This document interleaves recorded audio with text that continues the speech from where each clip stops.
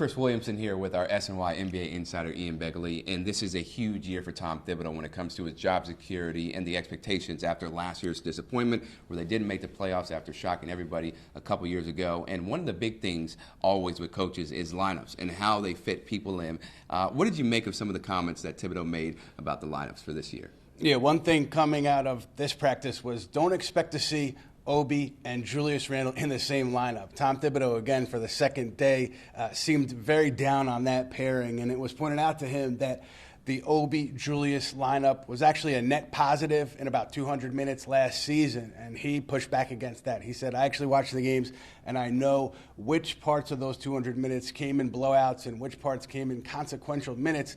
And when the game was on the line or up in the air, we didn't do well with those two on the floor. So don't expect to see that pairing, but then it brings you to what you said, Chris, the lineups and the minutes. And there's going to be so many questions about this team night in and night out. Toppin, Randle, Cam Reddish, Evan Fournier, Quentin Grimes. And so if this team starts slow, I just think that the pressure is going to mount not only on the group but also on the head coach, because the stakes are not high in terms of looking to win a championship this year, but you need to take a step forward from last season, which was a disappointment if you're the Knicks, and it starts early on for Thibodeau in this club. It does, and one of the reasons why they expect to take a step forward is because of Jalen Brunson, and Thibodeau, spoke glowingly about Brunson on this Thursday, where he talked about how he can manage and control the offense, and he's willing to sacrifice for the betterment of the team. And we also spoke to Jalen on this day. So when you looked at all the totality of Jalen's comments on this day, what did you make of them?